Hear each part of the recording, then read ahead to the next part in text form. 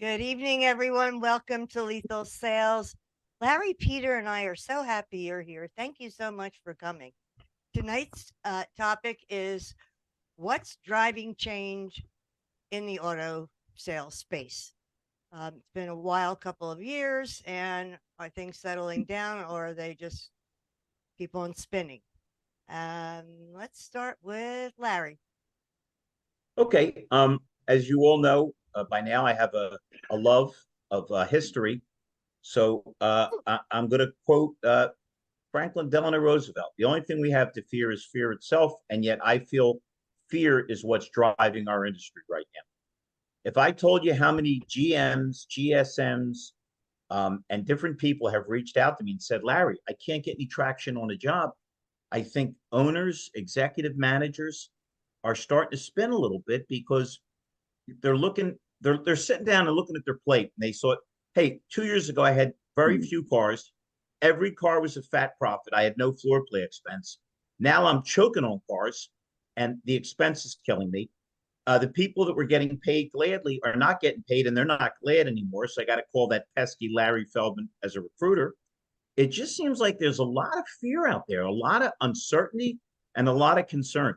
So unfortunately, I'd love to tell you it's something else, but I think a lot of this market is driven by fear and uncertainty. Peter, what do you think?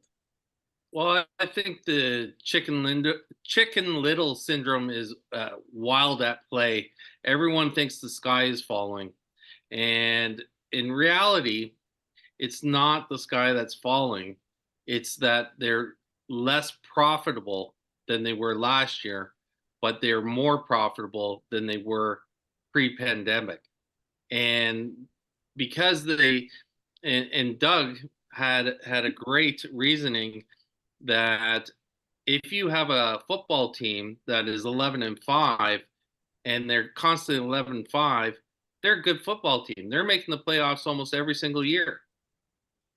They go, and then all of a sudden they go to 12-4, then they go to 13-3, and then they go to 16-1 or 16-0 or 16-1, I should say, and they're superstars. They're absolutely everything. Then all of a sudden the wheels fall off and they start coming back down. Now they're at 13-3, and everyone's saying, "Hey, hold on, we're falling apart. Fire the management.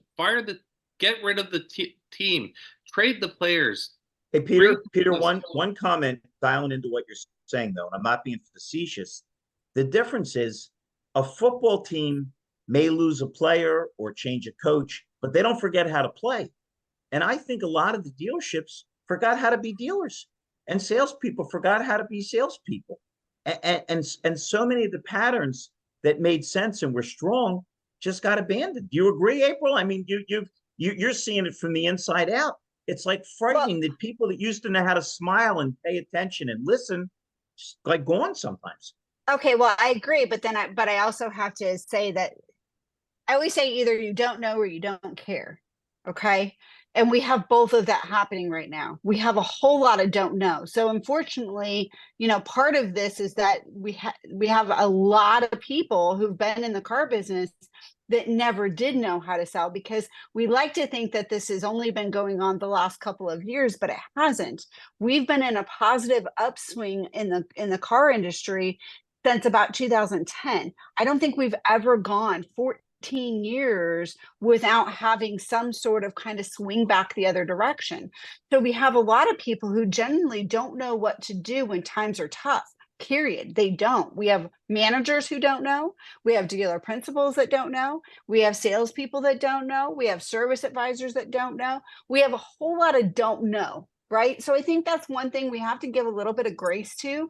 I called this out 2 years ago. I said, we are going to have one of the biggest turnovers in the whole wide universe on the other side of this, because all those people who don't know, now it is fear. There's a lot of fear. It's they went from making X for doing a job, and they didn't look at it as a career. They looked at it as a job. They said, I come here, I give you this, I do X amount of work, I take home X amount of money. Well, now we have bills going up like crazy. And that's the thing we have to remember. When income goes down for the car dealership, The reason we start having fear and freaking out is all of our staff, their paycheck suddenly went down. Their bills did not. Their bills did not go down. So they start jumping ship out of fear. Well, once they start jumping ship, now whose fault is that? Well, now it's the manager's fault because you're having this massive turnover. So now we start firing managers because they can't hold a team together. And that, and it just creates this horrible cycle of things. So I think it's a fear situation more than it is anything else. And if we can get a grip on that and get back to really training people how to do the things. But then we have a lot of don't care. I mean, Larry, to your point, we have a lot of people on the other side of the equation that are saying, well, I know that smiling works and I'm supposed to do that, or I'm supposed to work hard, but all these people around me aren't. So why should I? And that's just a crappy mentality that we've got to fix. And we've really got a problem in every industry, not just automotive, in my opinion, in that piece and that space. And that's what we've got to really genuinely work on is, building those teams back up from scratch, training people on how to do things. I mean, I've had 2 or 3 conversations this week alone on people saying, finance managers don't even know how to look at a credit report. They don't know how to do an interview with a customer. We have managers who don't know how to do some of the basic things that all of us on this call kind of take for granted. Yep. Hey, Tony, I know you usually jump out early. Do you have some thoughts on this, my buddy? We'd love to get your input before you The good news, thank you, Larry. The good news is I'm not jumping out early. We took the night off. In that case, the hell with you. Next. No, go ahead. I'm sorry. I'm having a hard time wrapping my head around this conversation because I think I live in a bubble. We had a great month. We're not managing from a position of fear. We nearly got to 400 this month, which is the first time since the pandemic. And if we get more inventory on the new car side, we're 500 is right around the corner. Our used car inventory is stellar, and we turned it 2 times last month. A little down, but still good by most people's comparison. Wait a minute. Hold on. You didn't. I'm on your side. You didn't fight my argument. You just agreed with my argument. The reason that you're rocking is instead of running and playing with fear, you're doing the things that you've done well and building on them. The topic was what are the changes? And I honestly think there was a time you could say changes were driven by computers, and then they were driven by smaller cars, and then they were driven by leases for sure. But I think right now the overriding thing is a lot of people are scared, and like April said, they don't know and they don't care. Listen, I'm hoping Russell and you and everybody else is I'm having the best year I ever had in my life. I'm so freaking busy. But yeah. I'm telling you, I'm getting guys calling me all the time. Great people, April. Great people, Wendy. I mean, class act, smart. They can't find a job. And you would never in a million years. And you gotta be feeling the same thing, all of you, because you all have friends and people that care. So you're actually bolstering my argument, Tony, because you're showing that if you do what you're supposed to do, if you act like you've been there before, you can make it make sense. April hasn't changed. April's the same driven, hands-on person she always was. But a lot of the people she's dealing with are concerned and scared. Well, answering the question that we originally started it with is what's driving change. For us, as a Toyota dealer, the manufacturer drives the change. We salute smartly most of the time and move forward because we know that if we don't change, we're not going to grow. But that's only because your Toyota is your manufacturer. I understand the Nissan dealers are now getting a card with the suicide prevention hotline number. Well, it wouldn't bother me if they went out of business. I'd be good with that. Notice how I went very positive to very negative very quickly. I caught that. No, we need their employees. We need their staff. So. No, you just call me. I get you whatever you need. All right. It looks like Jeff Scherer jumped on. All right. There's my man, Fred Thorn. Jeff, we're talking about what's driving change. I opined it's fear. April jumped in with the fact that that there's a lot of I don't know and I don't care in the business. And Tony opined that he's doing fabulous. We decided that's because instead of running scared, they're continuing to do what they did. What do you think, Jeff? Well, I think if we continue to do what we did for the most part, and I guess I'm going to exclude our group from that, we should expect the same results. And I mean, this year has been very different for me so far as well. A lot of opportunities, a lot of new things, and just, you know, I still feel like I'm an explorer. And Okay. Makes sense.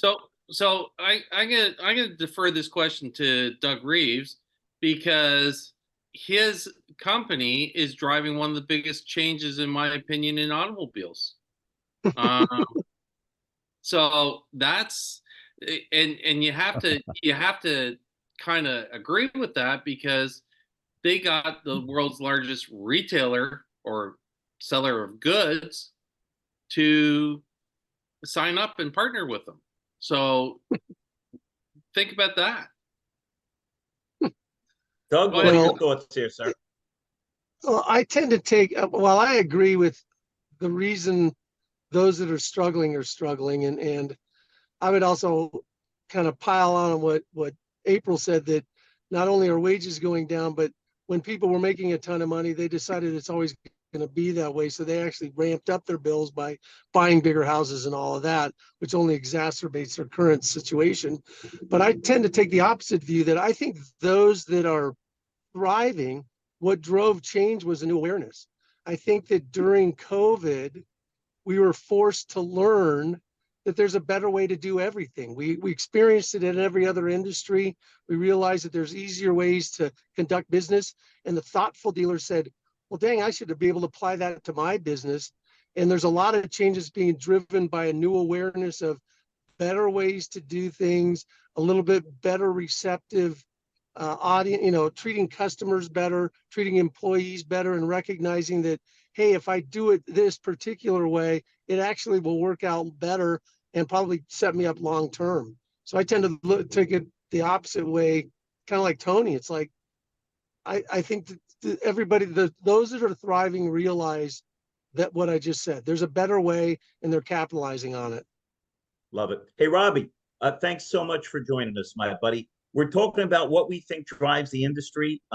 We're agreeing that the people that put good practices and kept the good practices are rocking, and a lot of other people are running around scared to death. What do you think?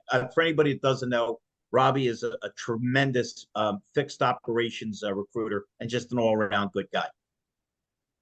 Thanks, Larry. I think it comes to two things. Accountability. I think our accountability for the people that are lacking, the dealerships aren't there, is not there. With that processes. And the other side of it is lack of training. I mean, when I've been in this business 35 years, and I talk to people like, I've been in this business years, I came from this, but how long have you been at 10 years, 5 years? Well, how did you train? How was your growth plan? Like, I was stuck in there.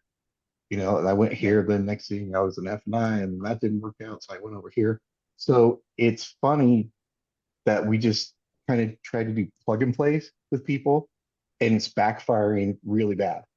And I've worked with GMs that don't have a clue what they're doing. Mm-hmm. It's scary. And then but you deal with pros like you Russell. I mean, all these guys have been in it. You guys see it, right? We see the writing on the wall. We see how they're doing it. They're working with 10 vendors when they really should be working with 3. It's just a snowball effect of accountability and lack of training. Love it. Hey, April, did you have your hand raised? No, that was the clappy hands, because he's 100% right. Okay. 100% right. And that was kind of where the point where I'm saying don't know. It's we have a whole lot of don't know. Yeah, we do. We've got more people that care, but we got way more people that don't know. And even people who've been in the business a long, a decade don't know. They were not trained. So we all agree that we need to get more training. Rhonda, why don't we just shut the show off now? That's all I wanted to hear. Just put April on a loop. Can I add something on this? I want to throw this out to the room because I'm hearing this quite a bit too, that the vendor space has gotten bereft of talent as well, that there's a bunch of people now that are representing vendors at various stages that literally don't know the business, don't know what they're doing. They got shuffled into a different position, and that's really harming dealerships. And I'm curious from everybody's point of view if they're experiencing that. It looks like Russell has. No, I ain't got nothing to say. Well, that's not true. So, man, there's so much here. Okay, so I got in the business in '85, and the same stuff we're talking about today, we were talking about back then. Same stuff. Now, 5% of the dealers, maybe 10. I'm going to err on the side of 5. They're the ones that are the innovators, thinking outside the box. Most of the other ones are the reason we're all in business, on the vendor side. So I learned a long time ago. I'm just going to say this. Some of you probably heard this, but I was like that. And I grew up on the variable side and ran stores. But I prided myself on at least knowing what I was doing or surrounding myself with people that knew as much or more without being threatened. And there was a time where I didn't even do that until I grew up. But I met somebody in my life many, many, many years ago. He said these words to me: Russell, are you willing to do the things that other people aren't willing to do so you can have and become the things that most people will never have and never become? That was a powerful, powerful question that he paused on. Of course I was. And we've all heard when the student's ready, the teacher will appear and all those types of things. So I've summed everything up in just a few simple things. So we talk about the definition of insanity, right? Keep doing the same things. We all know that, okay? But I still hear it every single day. So what is it? The greatest predictor of future behavior is previous behavior. Okay, but I look for 3 things that are differentiators. So people sometimes ask me, we all have obstacles and trials and tribulations and things that we've overcome in our life. Our stories can be a little bit different, but the thoughts and the feelings remain the same. And it's like, okay, how do you get a different tomorrow? People are looking for the magic bullet, but they're not willing to do the work. And they end up getting the same result. Most of the people I talk to, I know what their next 30 days is going to look like. They could make all the damn promises they want to, except for 3 things: what you read, what you listen to, and who you associate with. Those are paramount. What do I mean by that? Right now, all of us are sum totals of everything we've ever seen, heard, and read and done in our lifetime up until this very moment. And unfortunately, unless we change what we're listening to, what we're reading, and who we're associating with, I'm sorry, tomorrow's going to be the same thing as it was today. And it's just going to be that way next month and next year. People are going to be talking the talk, but not walking the walk. And it's unfortunate. And and yes, there are great things out there happening, and there's innovators and we're cutting through in technology, and but I'm telling you what, it's still ugly. And if we're not, I believe everything I just told you with every ounce of my being, and I would die on the cross for those types of things. I believe that's the great separator, because one of the first things I look at when I'm talking to people, whether it be an automotive or hiring somebody, etc., is that where I'm at today is my fault, because of the choices and the way that I thought. It's not your fault. It's not Durran's fault. It's not Peter's fault. It's not Robby's fault. It is my fault. I accept all responsibility for where I am in life. Somebody was talking about the money earlier, making more money and getting in more debt. They still don't understand. And it took me a long time too. I was there. It's not how much you make. It's how much you keep. It's how much you keep. That's the secret.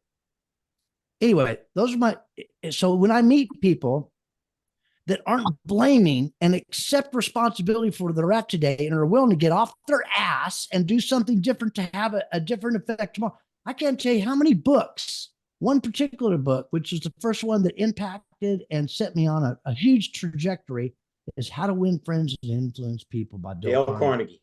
Yep. Right. And with that book, one of the things that we know Glenn Lundy does, and all of you do when he was on all the time in the morning, is he would say people's names. He would acknowledge you. Remember how many people's names he went through? That was from Dale Carnegie, How to Win Friends and Influence People. That's where all that stuff came from.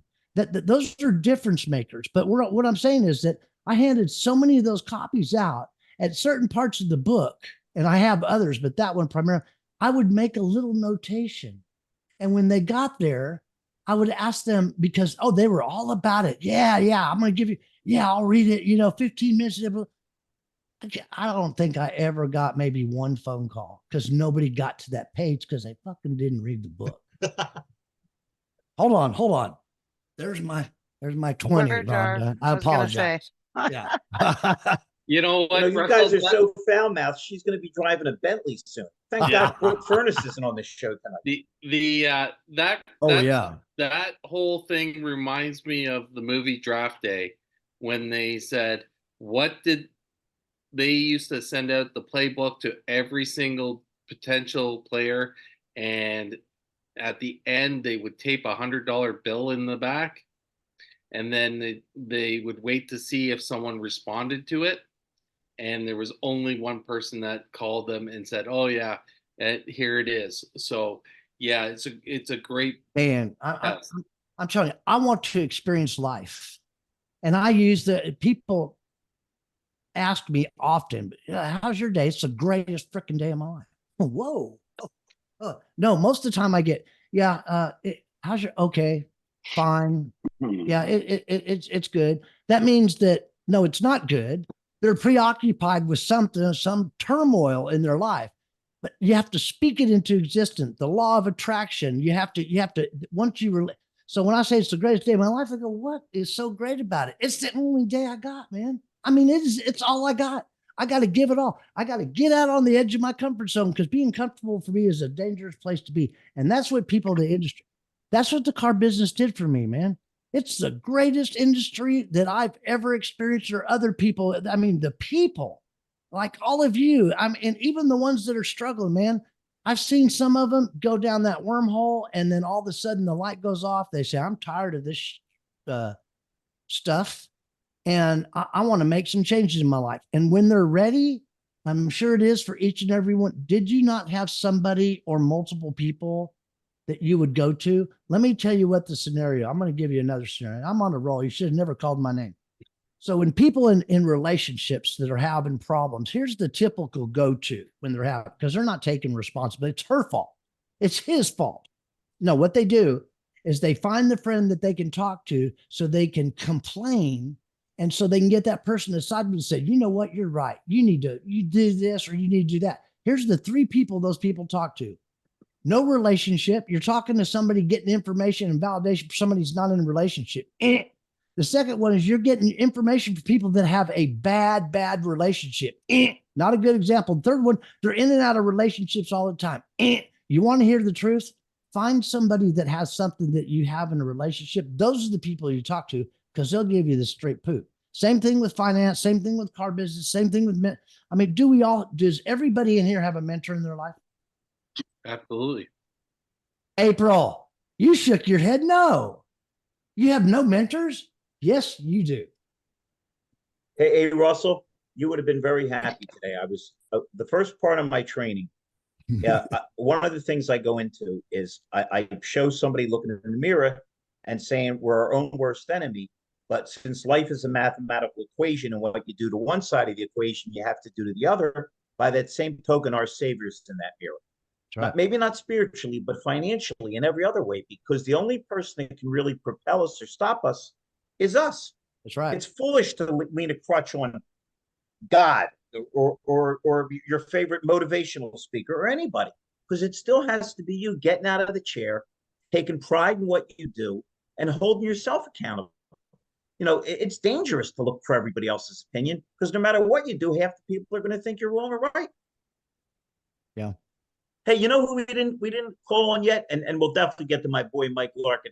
Fred, do you have any thoughts on this, my buddy? I mean, you're joined at the hip with Wendy.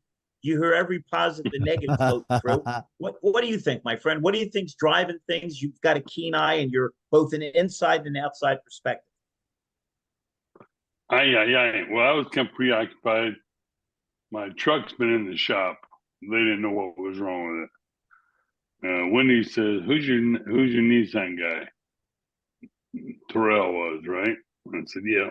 How about Carlos Goshen? I don't think he's busy these days. Maybe he can help. I mean, it's fixed now. And I was texting Wendy, could she take me up there because they close in an hour? And when this is over. It's only like 20 minutes away. Appropriately when this is over. Yeah, anyway.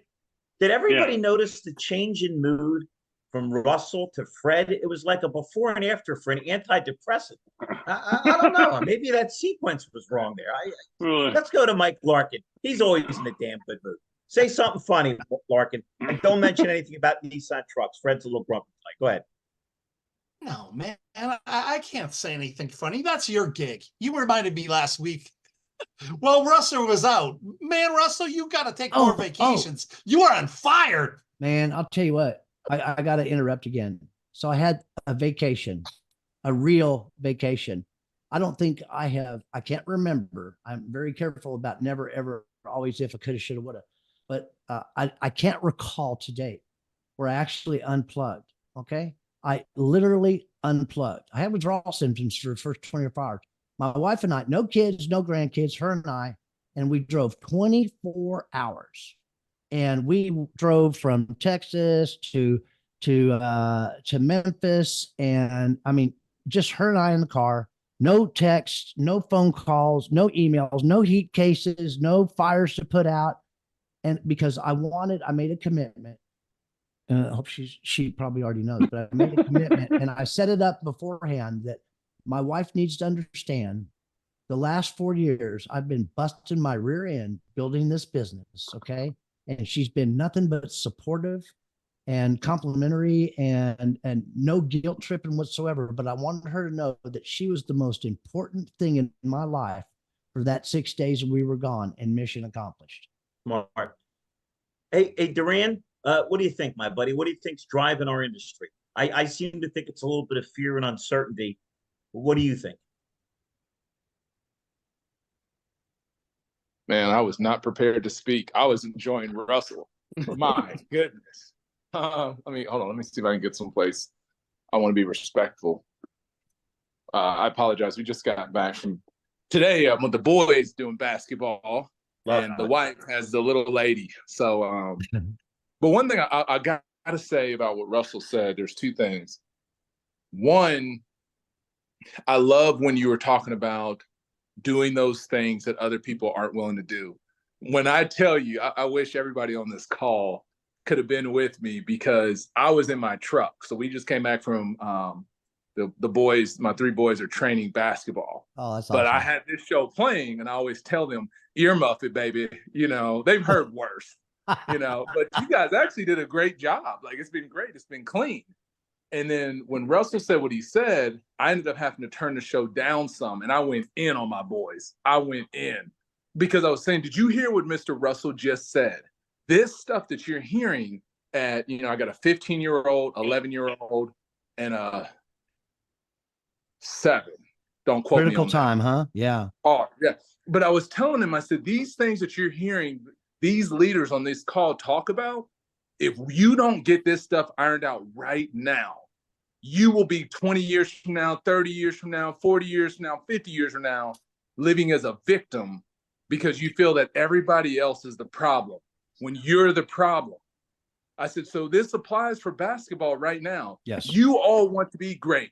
You have professional dreams, D1 dreams, but fellas, you will never touch it if you're not outworking somebody else, because when you're not working, somebody else is. And so now when you bring it back into the industry, that's what's going on now, is that you have two kinds of dealers. You have the dealer that's super intentional, like the gentleman who was speaking earlier, Tony. You have the dealers that are super intentional about every area of their business. They're literally looking to grow it. But then you have the other dealers on the other side that are trying to find that shiny bullet still right now. They're trying to find that, man, there's got to be some AI tool. You know, maybe if I get a Wendy in my dealership, her team, no, it starts internal. Like all of us on this call, what we do is we add value on top of what they've already built. If the internal infrastructure is garbage, then there's not many vendors and partners like us that can come in and fix it unless you have a complete open mind. Like if you're ready to get gritty, I'll get gritty with you, but you got to be willing to handle the truth. And so what I would say, the only thing I hadn't heard yet, unless I joined on in like 9 minutes after, would just be, we talk so much about training. So just to go a little bit deeper, is I would talk about an area that I'm passionate about outside of video is CRM. I don't see many dealers leveraging that tool as much as they can. So for instance, the vehicles that I bought my family, like for my wife, when I was on that side, on the retail side, I bought all my cars through the CRM. Literally, dial. Hey, is this Larry? Larry, this is Durran. I'm over at Alan Bynes Automotive. How are you? Me and him strike up a conversation. I tell him my story, the pitch that I want for his car. Larry's going to say 3 things. Yes, no, contact me in the future.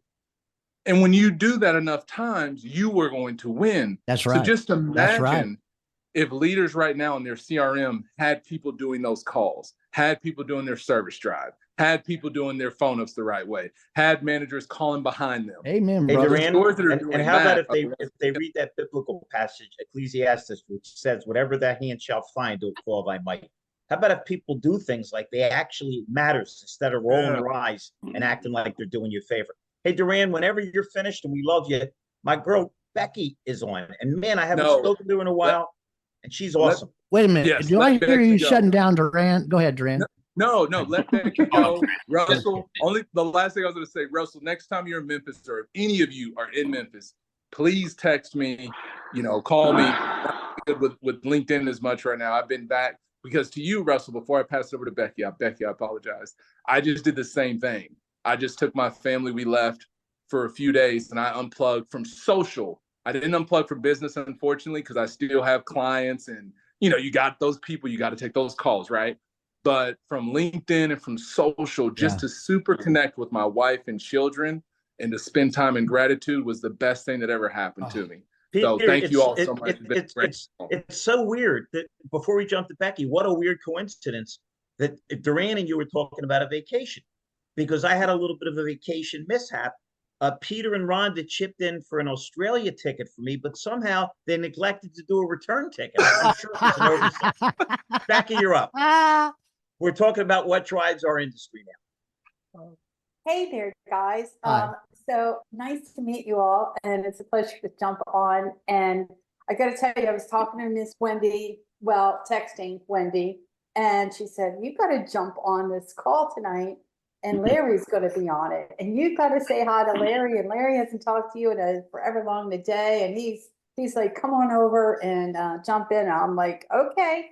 So I wasn't quite sure what I was jumping into, because you never know what you're going to be jumping into when you jump in on Larry's stuff. But it's a pleasure. Becky, to we'll fill you in. I said the industry is driven by anger.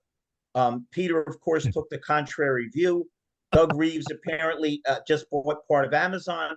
Russell went on a rant, and apparently Durran is in the process of having another kid. It's every 18 minutes with him. Go ahead, Becky. Go ahead, please. I love it. I love it. So here I am, and I wanted to come in and check it out and see exactly who was doing what where. And Wendy's like, you got to go in there and see Larry. So I haven't seen Larry in a while. Hi. And anyway, this is great. This is great. So keep on and share, and I certainly am going to do everything I can to take it all in. Wait a minute. You don't get off the hook that easy, okay? Everybody talks a little. For anybody that doesn't know, Becky is an unbelievable F&I consultant. She knows the ropes. She knows the people. She's hands-on. What do you see as driving the industry in a positive or a negative recently with your experience with the F&I people you're dealing with? Please, Becky. Gee, Larry. Thank you so much, Larry. I really appreciate it. A lot of moving pieces right now. So, as you know, or you may not know, recently I was working with Phil Smith Automotive Group as their platform F&I director. And I really like being in the minutia of it all, and really helping to drive performance in the stores in North Carolina.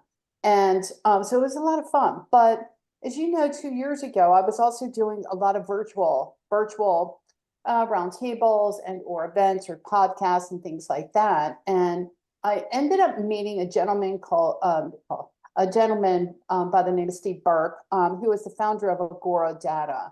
And it's exciting news on Agora Data. The quote was ridiculous because it was completely justified. Hold on, somebody's not muted. Just talk over Becky. We're great at that on this show. Okay. Yeah. I got him. Anyway, so guys, thank you. So I just see, with the Agora Data, it's a completely different way of looking at F&I. It's revolutionizing the way how we think in F&I, and it's taking the next step, if you will, and revolutionizing what we're doing in F&I, what dealers are doing in F&I, especially today. How, with the profit margins aren't where they were before in the past 2 years, certainly with COVID. Now we're trying to figure out better ways to sell cars and to maximize profit. And I believe that Agora Data certainly provides that opportunity for dealers to maximize that overall profitability in F&I. And I wouldn't call it, you have back end, and then I'm going to call this the tail end. So this is something that dealers did not have access to before, meaning earning profit from the net proceeds of, and also being able to originate these loans to be able to earn from the net proceeds. So it's really kind of an interesting perspective on where that profit is. So maybe sometimes we're not going to be taking a massive. We're not going to go ahead and take a massive hit on the front or the back end, but maybe there's more profit potential on the tail side of things. So I think it's important for dealers to take a look not only on the front end, but also on the back side, tail end of the business that we've not been able to have access to before. There you go. Okay, cool. So who I haven't just we want heard to from jump yet? in for a second there, Yeah, Larry. Peter, please. So in talking with what Durran was talking about, and I'm such a big proponent of it. I sent him a post from David Spiesiak, and it talks about the CRM and how important the CRM is, but it's only a tool if it's used properly. And one of the things he talked about was in the 80s, the average salesperson sold 10 cars. 90s, 10. 2000s, 10. 2010s, 10. Now, 10. That's the average across the board for every dealership in the United States and in Canada for OEMs. And because you'll have smaller dealerships, bigger dealerships, things like that.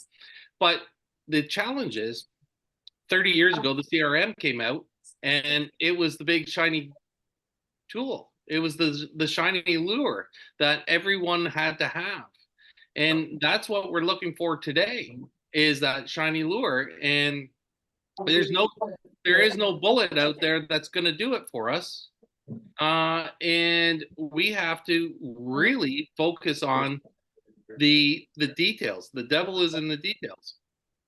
And coming together with technology that is out there, but we have to turn around and use it as not as a crutch, but as an implement. And that's one of the benefits when you look at some of the rooms that we're part of, like the human side of AI with Wendy and April and everyone else. And then you look at the other rooms that are out there, they're focusing on how to bring this technology to us to make it implement and augment.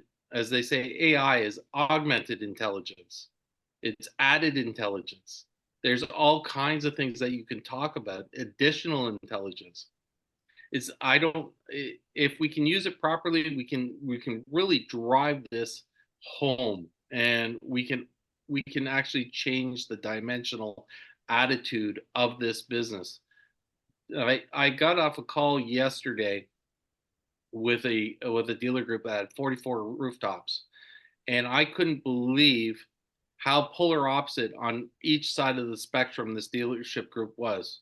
On one side, they were a car lot. On the other side, they were a multinational business. And it was absolutely frightening. They knew how to fix it, they just couldn't execute it.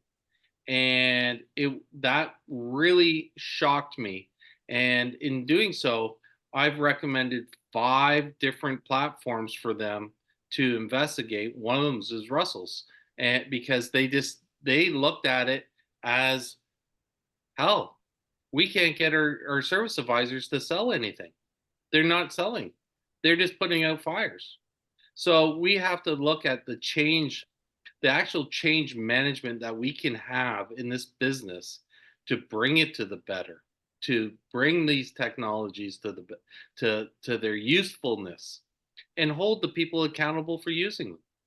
And it's really simple when we look at it, is because if we looked at it in any other business, if we were in the insurance business, and we didn't do what was told of us or asked of us, we'd be gone in 3 months.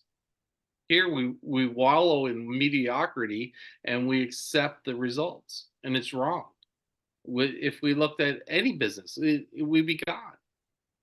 So I look forward to the changes and the technologies and everything that's bringing it out. And I'm looking forward for those pioneers, the real pioneers, the explorers out there that are willing to take that chance and take that leap, and really, because if we look at something that we know what the results are, what results are we going to get? Just a dismal growth period. But if we look at something that's exceptionally different, what's the explosive result that we're going to get? It's going to be massive. So I really look forward to what's coming.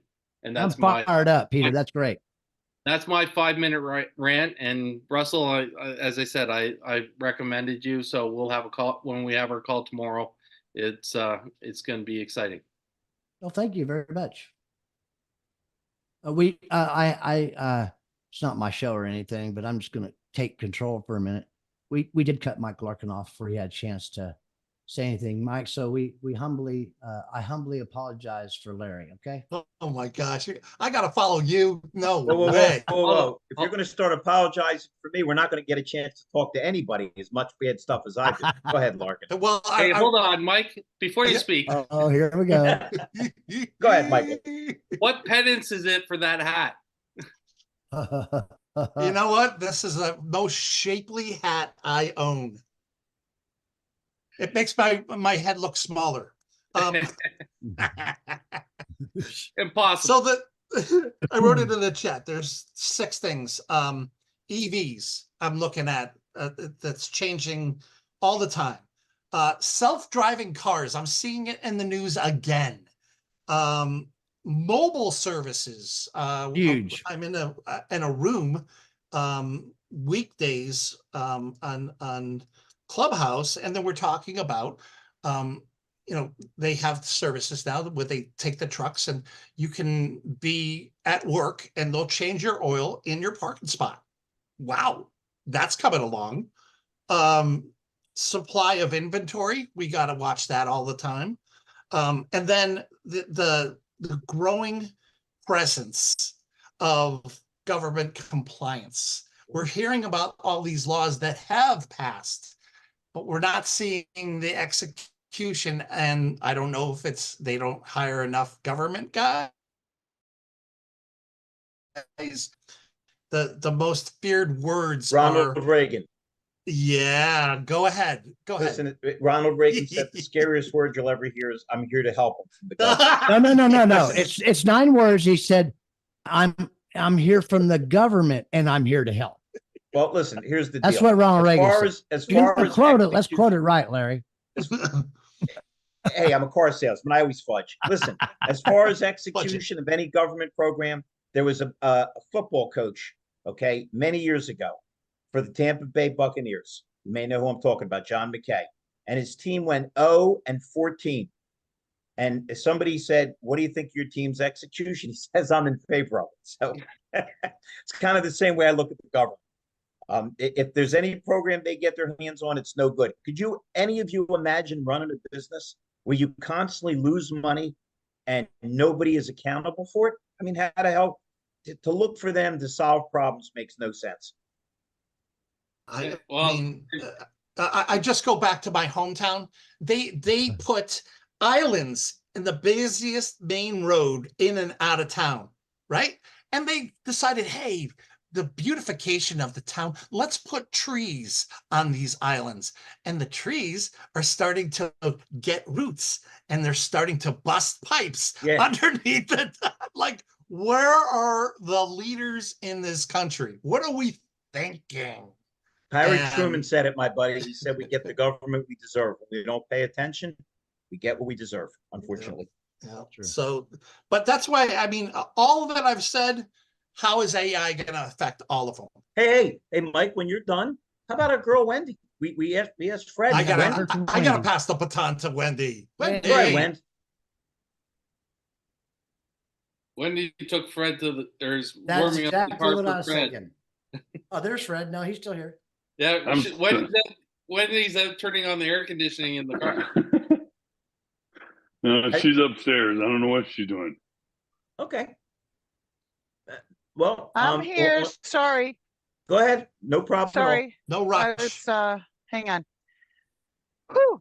Okay, I was quick going to do a wardrobe change so I could take Fred to pick up his truck. Do you see this, Robby? You tune in one night. guys. We got Scherer guest starring. She's like changing outfits every 13 minutes. I love it. In between songs.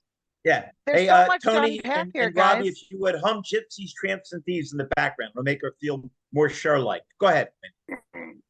There's so much, guys. From April saying, you know, then somebody else said they're looking for a magic bullet or a silver bullet, or I always say a red or blue pill or whatever. You know, they're still looking for a magic fix, but there's so much, guys. All of you have articulated so well exactly what's going on, all the various things going on. But what I think is that there's an overabundance of time spent trying to identify, bringing people in to identify what they already know to be their pain point. Just implement, for Christ's sake. Pick one and freaking do it. And if it doesn't work, you do what we do, you pivot. That's what we do in automotive. But stop over analyzing what the problem is. You know what the problem is. Business is down. I had an OEM great opportunity, although I'm sorry, it's a great opportunity for me because the dealers are doing so bad. But one particular OEM, dealers are getting stocked for tens of thousands of dollars in CSI penalties because people are enraged about the negative equity and the high interest rates and all these things that they're blaming on the dealers. Now, we all know that goes back to when they were selling cars like candy bars and they charged whatever they wanted to, some of them, and the rest of the dealers are paying the price now. So I think, and Russell's smiling, and I don't know if it's in agreement or if he's got it's in agreement. April sitting in front of him and she's giving him a little raising her eyebrows. Come on, honey, are you done working yet? But anyway, I think we need to just get in there and do it. Like, we need to be more proactive rather, instead of reactive. Everybody's concerned with fixing the CSI scores is what this OEM is saying. I'm saying, well, why don't we try this campaign or that campaign? I said, what we need to do, regardless of the situation, regardless of the dealership, regardless of the culture and the pain point, start where you are and just be proactive and set a process and implementation, and accountability is the word of the day for me. And make sure that whatever you're putting in place. The other thing is there's an overabundance of trainers out there, and some of us we know, and don't discount whoever said something about pioneers. It's not only the pioneers, it's not the pioneers, Peter, that are going to affect change. It's the pioneers who can be of any generation, and many of us are OGs or silvers, as I call myself. And those of us who've seen the tides ebb and flow, and that know that, yes, you will survive, but you need to take action today. And you need to the point of CSI, call your warranty customers, make sure they had an okay experience. Mr. Customer, if there's any reason, if for any reason you can't give me a perfect score on our survey, please let me know what it is so we can fix it. I hate to have you Right on. driving away from the store with a bad taste in your mouth for our store, because that's not the way we do business. Right on. But on the sales side, the unsold showroom traffic, which they don't do, you might think it's trying to get that B back. It's also trying to put the icing on the cake that is great customer service. And you got to make sure, if you are the one in the 1.3 dealerships that they visit, that you're going to snag that 0.3 back and get them as a B back, and they'll be burning gas in your vehicle and not someone else's. So I say accountability and implementation, and let's go and stop overstating the problems. Just fix them. I love it. It made me think of this quote. I thought it came from Albert Einstein, but who really knows? But the significant problems and challenges that we face today can't be solved at the same level of thinking used to create them. It was Einstein. And I kind of wondered that to know and to not do is to not really know. He stole it off my high school paper. Oh, that's it. You know, and it's like that. It's like that story about how you pound a nail in a fence every day for however many days, right? And then you pull them out. But the short version is the damage is already done. That's and right. You can't close that hole up. It's the same thing with CSI. The guy is like, well, no, we need to fix the bad scores. I said, what do you mean you need to fix them? I mean, you know, those surveys are gone. They're delivered. They're done. You need to set a process. You need to be proactive and treat your customers right the first time, so you don't have to be backtracking to be reactive to bad scores. I am pumped and up, penalties. fired up. Hey, I'm ready to go, baby. Russ, let's go. Let me. Einstein's one of my heroes. Let me give you my favorite Einstein story because it punctures a hole in blowhards and bureaucratics. This woman at Princeton, where he was, a professor emeritus, came up to him and said, "Professor, I don't mean to lecture you, but look how messy your desk is. Don't you realize a messy desk is the sign of a cluttered mind?" And he looked at me and he said, "Really? What's an empty desk the sign of?" So it's the same old thing. If we're not paying it, Wendy's 100% right. Wendy is 100% on the money. At CSI, how do we raise our level? How do we make ourselves better? How do we make this experience so much fun that people go, wow? I mean, is there anything cooler than when they say, "You're really nice" for a car salesperson? I love that. Yeah, I got to tell you, look at it. So, the glass half empty, glass full thing, why people are pondering and exchanging whatever. Well, Russell comes along, drinks the whole damn glass and continues on down the road while they're still debating whether it's half empty or half full. I mean, that's what we need to do. Drink it. Let's go. Hey, because they're not smart enough, Russell, to understand that it's your determinant. It's your perception of whether the glass is half full or half empty. You can take people that have had real bad misfortune. In class, Russ, I always talk about Roy Campanella, who was a great catcher. The two best catchers back then were him and Yogi Berra for the Yankees. He was a good-looking guy. He was making money, not great money like today, but money. He was a star, and he was in a car accident, and he never got out of the wheelchair. His book was not called "Why Does God Hate Me?" His book was called "It's Good to Be Alive." Yep. It's all about your attitude. Man, it's all about realizing there's somebody out there worse than you. I wish that I was 34 before I turned my life around. Okay. I was a freaking disaster, a walking disaster for 26 years. Listen, I believe in people. I love them where they're at. And if they don't get it right then and there, I don't condemn them or deny them or anything else. I just move on down the road. If they're looking for a solution, I'll help them. And if they're not, and they want to keep looking in that rearview mirror, that's fine too. Maybe the next person that comes along does it. Maybe, I don't know. Cause that's what happened. People gave up on me, man. I'm not giving up on people. Hey, Russell, here's the best adage about the glass half full, half empty. The glass is always full. That's right, baby. Half water, half air. It's full. Right. It's always full. Keep that positive attitude. That's right. Baby. I was just going to say my cup's full all the time. My cup runneth over because, all the good things always overshadow the bad things. We just need to be thankful to be here and just get things done. Just Wendy, Fred wants his truck. I know. No, I was going to tell her. I mean, she said her cup's always full. Me. Thank you. Oh, no. He wants Is to that me? So- What a great Guys, what a great hour, man. This couldn't have been any more fun. Becky, it was so nice to see you, and everybody else. You have no idea how much Peter and I and Rhonda appreciate you. We love your input. We love how loose this thing is and how much we learn and how much fun we have with you. Does anybody have any last minute thoughts? I just want to say one thing before we head off into the night. Tomorrow night is the Automotive Innovators and Disruptors Clubhouse Room. Tomorrow night I have Owen Moon, I have Cody Anderson, I have Dave Spanicky, and I have Gail Rubenstein, all talking about marketing and what are we saying to our customers. So it's going to be an amazing call or amazing room. I invite everyone to it. I look forward to seeing as many of you are on it. And other than that, any questions, any concerns, anything you want to lead off with at the end? Yeah, I do. I got something to say. Sure, go ahead. If nobody told you they loved you today, I love each and every one of you, and you count, you matter, you make a difference. Let's go out and make it happen.